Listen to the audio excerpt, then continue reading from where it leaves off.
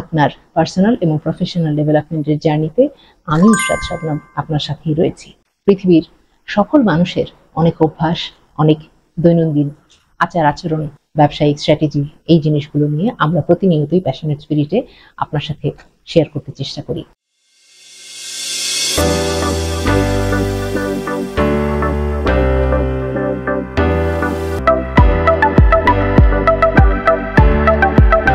Passionate স্পিরিটের এখনকার যে সিরিজটি চলছে, সেই সিরিজটিতে আমরা চেষ্টা করছি অসফল মানুষগুলো পৃথিবীতে কেন অসফল, সমস্ত রকমের গুণাগুণ থাকা সত্ত্বেও তারা কেন সফলতার মুখ দেখতে পারেন নাই, খ্যাতির মুখ দেখতে পারেননি, কিংবা অর্থ সম্পদ যথাযথভাবে উপার্জন করতে পারেননি, সেই জিনিসগুলো আমরা একটু অ্যানালাইসিস করে খুঁটিয়ে খুঁটিয়ে দেখার চেষ্টা করছি এবং চেষ্টা করছি এই লক্ষণগুলোকে নিজেদের সাথে ম্যাচ করে দেখে সেই লক্ষণগুলোকে ড্রপ করার জন্য, যাতে আমরা ভুলেও সফল লোকের পথ হাঁটতে শুরু না করি। তো বন্ধু, আজকে আমার এই রিসার্চের তৃতীয় পর্বে আসলাম। চলুন সময় নষ্ট না করে চলে আসি পয়েন্টগুলোতে।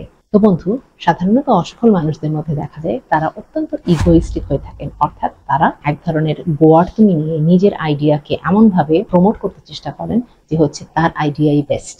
কিন্তু বন্ধু, আপনি যখনই ওভার কনফিডেন্ট হয়ে যাবেন, অতিরিক্ত ইগোইস্টিক হিসেবে নিজের আইডিয়াকে যে কারো কাছে প্রেজেন্ট করতে চেষ্টা করবেন, আপনি কিন্তু হোঁচট খাবেন। সুতরাং বন্ধু, ইগোকে ঝেড়ে ফেলতে চেষ্টা করুন, সমস্ত আত্ম অহংকারকে ছেড়ে ফেলে আপনি আপনার আইডিয়াটি নিয়ে সামনে আগানোর চেষ্টা করুন। পরের পয়েন্টটি হলো ল্যাক অফ হিউমিলিটি, অর্থাৎ আপনি মানবিকতার জায়গা থেকে কিংবা বিনয়ের জায়গা থেকে হয়তোবা পিছিয়ে রয়েছে। আপনি হয়তোবা অত্যন্ত উদ্ধত আচরণ নিয়ে আপনার বিজনেস আইডিয়া নিয়ে কোনো ইনভেস্টরের কাছে গেলেন, আপনার কাছে আপনার ওভার কনফিডেন্স, আপনার ইগো, আপনার এই ল্যাক অফ হিউমিলিটি কিন্তু আপনার জন্য বুমেরাং হয়ে কাজ করবে। অর্থাৎ যিনি ইনভেস্টার, যিনি হয়তো ভেবেই রেখেছিলেন যে একটি উইনিং আইডিয়াকে তিনি ইনভেস্ট করবেন, তিনি কিন্তু পিছিয়ে যাবেন যদি আপনি যথাযথভাবে যথেষ্ট হিউমিলিটি নিয়ে, যথেষ্ট বিনয় নিয়ে মানুষের কাছে অ্যাপ্রোচ করতে না পারেন।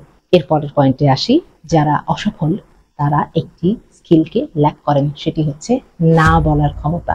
সাধারণত আমাদের কাছে যে সমস্ত প্রপোজাল আসে সেগুলো প্রত্যেকটাতে আমরা হ্যাঁ বলতে থাকি, কিন্তু আমরা ঠিকমতো খতিয়ে দেখি না যে আসলে এখানে হ্যাঁ বলার কতটুকু সুযোগ রয়েছে, এবং যদি সেখানে খতিয়ে দেখে দেখা যায় যে সেটি প্রফিটেবল ভেঞ্চার নয়, প্রফিটেবল কোনো প্রপোজাল নয়, তাহলে অবশ্যই আপনাকে না বলতে হবে এবং এই না বলাটি আপনাকে শিখতে হবে। আপনি যদি না বলতে না পারেন তাহলে কিন্তু অনেক ক্ষেত্রে আপনাকে অনুরোধে ঢেকে খেলতে হবে, এবং এই অনুরোধে ঢেকে খেলার খেসারত কিন্তু আপনাকে অনেক খারাপভাবে দিতে হতে পারে। সুতরাং বন্ধু, এই জিনিসটি মনে রাখবেন, অসফল যারা রয়েছেন তাদের একটা বড় ভুল মেন্টালিটি হলো ভিকটিম মেন্টালিটি। বন্ধু, আপনি কখনো ভিকটিম মেন্টালিটির মধ্যে পড়ে যাবেন না। অর্থাৎ আপনি আপনার নিজের অসফলতা, নিজের ফেইলিয়ারের দায়িত্ব নিজে নিতে চেষ্টা করুন। সবসময় এমন যেন না হয় যে আপনি বলছেন হ্যাঁ অমুকে আমার সাথে এই কাজটি করেছিল যে কারণে আমি আসলে ফেল করেছি।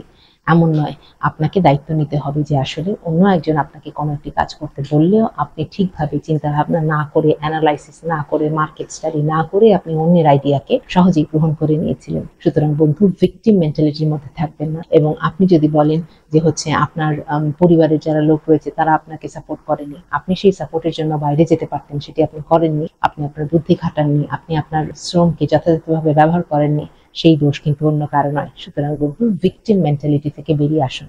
এর পরের পয়েন্টটি হচ্ছে, যারা অসফল তারা সময়ের মূল্য বোঝে না।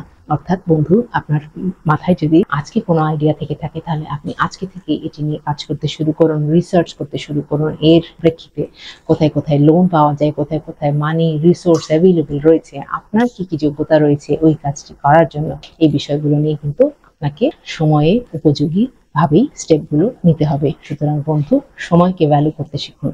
সময় নষ্ট করা কিন্তু সবচেয়ে বড় ভুল স্ট্র্যাটেজি যে কোনো সফল পদক্ষেপ নেওয়ার ক্ষেত্রে। এরপরের পয়েন্টটি হচ্ছে, যারা অসফল তারা অ্যাকশন নিতে ভয় পান, তারা অ্যাকশন নেন না। অর্থাৎ মাথার মধ্যে চিন্তাকে ঘোরাতেই থাকেন, ভাবেন এই কাজটি করলে বোধহয় এমন হবে, এই কাজটি করলে এমন হবে, এবং এইভাবে তারা ইনিশিয়েটিভ কিংবা অ্যাকশন নিতে পিছিয়ে পড়েন। এর পরের পয়েন্টটি হচ্ছে লিমিটিং বিলিফ।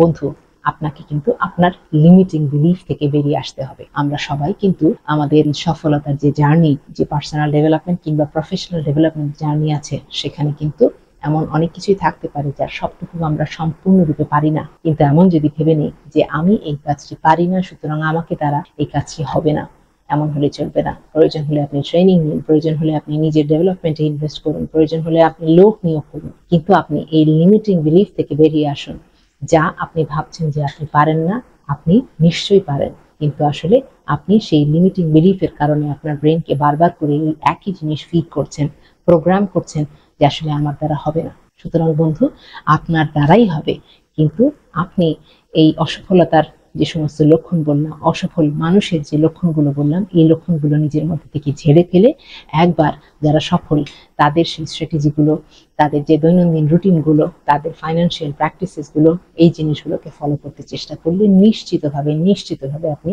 পার্সোনাল ডেভেলপমেন্ট এবং প্রফেশনাল ডেভেলপমেন্টে এগিয়ে থাকবেন। বন্ধু, এই 21টি লক্ষণকে আপনি নোট করে নিয়ে বারবার চেক করে দেখুন যে আপনার মধ্যে এগুলো রয়েছে কিনা। যদি থেকে থাকে আজকেই ছেড়ে ফেলুন। ভালো থাকবেন বন্ধু। Be passionate, be positive. দেখা হবে পরের ভিডিও।